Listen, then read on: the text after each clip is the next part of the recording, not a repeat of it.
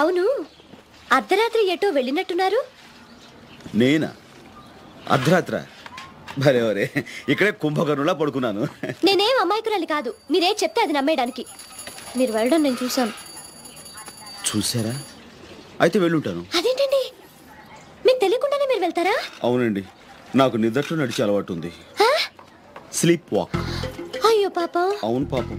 అలా నిద్రలో నడిచి వెళ్ళి ఎంతో మంది అమ్మాయిల జీవితాల్ని ఫినిష్. అదే కదా మన వీక్ పాయింట్. అన్నట్టు అదే రాత్రి నేను మిమ్మల్ని ఏమీ లేదు కదా. అమ్మయ్య, మీరైనా క్షేమంగా సెలవుతలా ఉంటే నాకు అంతే చాలు. వస్తున్నా. ఎవరండి? ప్రకృతి పిలిచింది. ప్రకృతి? అమ్మో, ఈ కాలంలో ఎవరెలాంటి వాళ్ళో నమ్మలేకపోతున్నాం.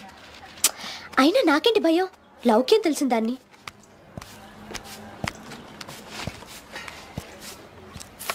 నేను వెళ్ళొస్తానండి. మీరు ఎక్కడికి వెళ్తున్నారో నాకు అనవసరం, కానీ ఎక్కడికి? నేను మీకు చెప్పాల్సిన అవసరం లేదు, కానీ గుడికి. నేనేం మీతో రావటం లేదు. థ్యాంక్స్, కానీ గుడికి వస్తున్నాను.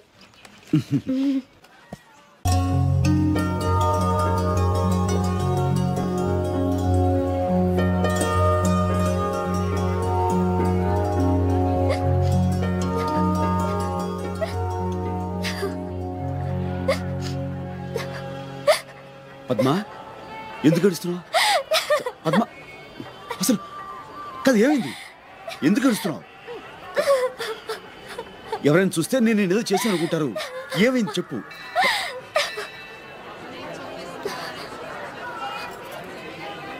వాసు తప్పిపోయింది ఇక్కడే.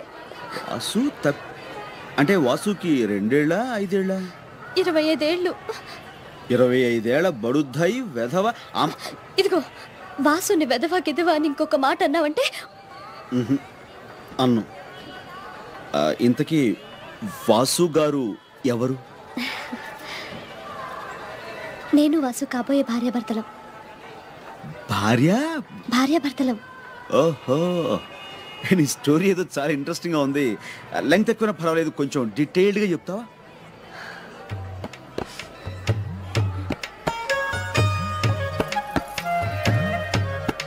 చెప్తాను. 7 జన్మల బంధం మాది. అంత గాఢంగా ప్రేమించుకున్నాం. తన దనకాపల్లి, మాది పక్కనే ఉన్న తాళ్లపాలెం. అందరి ప్రేమికుల్లాగే మా ప్రేమ కూడా ఎన్నో అడ్డంకులు, అవాంతరాలు. మా పెద్దవాళ్ళు మా ప్రేమను అర్థం చేసుకోలేకపోయారు. అయినా వాళ్ళ మూర్ఖత్వానికి మా ప్రేమను బలికాన్ని వదల్చుకోలేదు. ప్రపంచమే తలకిందులైనా, ప్రళయమే ముంచుకొచ్చినా ఎదురు నిలిచి పవిత్ర ప్రేమకు చిహ్నాలుగా మిగిలిపోదాం అనుకున్నాం. అందుకే గుండెను రాయి చేసుకుని కన్నవాళ్లను, వాళ్ళ మూర్ఖత్వాన్ని కూడా వదిలేసి ఇద్దరం హౌరామేలెక్కి ఇక్కడికి చేరుకున్నాం. అమ్మవారి సమక్షంలో మా ప్రేమకు నిర్వచనంగా పెళ్లి చేసుకుని కొత్త జీవితాన్ని ప్రారంభించాలనుకున్నాం. అంతేనండి, అంతే. పెళ్లి రసీదు తెస్తానని, నన్ను ఇక్కడ ఉండమని పాపంతో నటు వెళ్ళాడు. అవి దేవి నవరాత్రులు కావడంతో గుడి మొత్తం ఒకటే సందడి, ఒకటే జనం. ఆ జనంలో తనెటో తప్పిపోయాడు.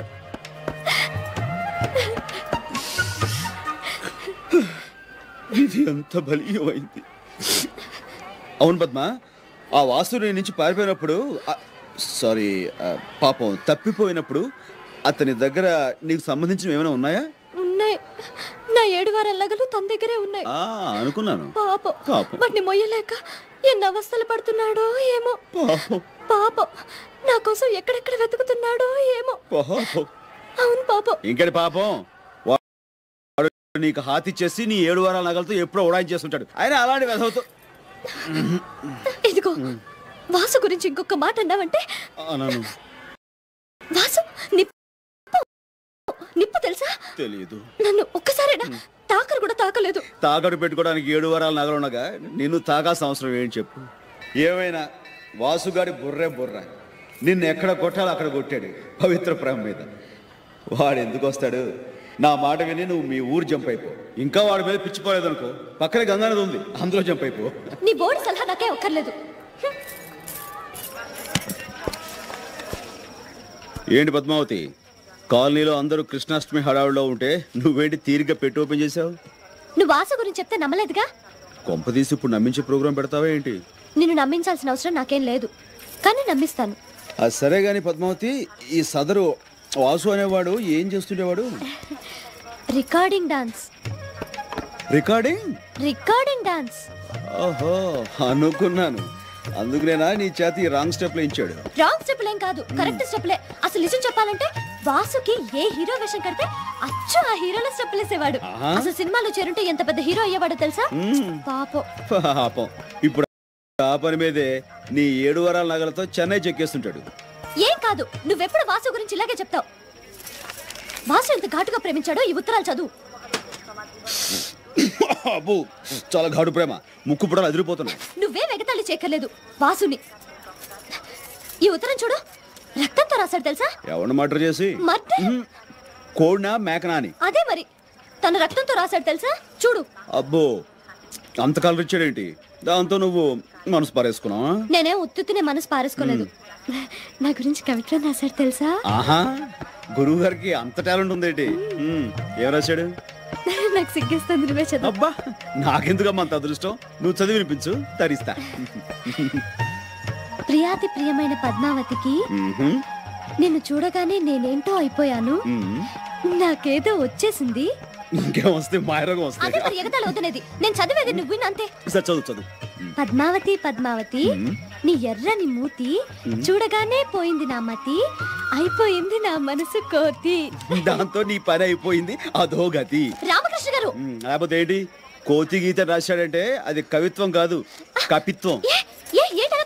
చేతరాతులు వాడు. వాసు గురించి నీతో చెప్పడం నాది బుద్ధి తక్కువ. అరే, ఏదో జోక్ గానే మాట్లాడదు ప్లీజ్. కదా, ఆ మాత్రం కోపం వస్తే ఏదో జోక్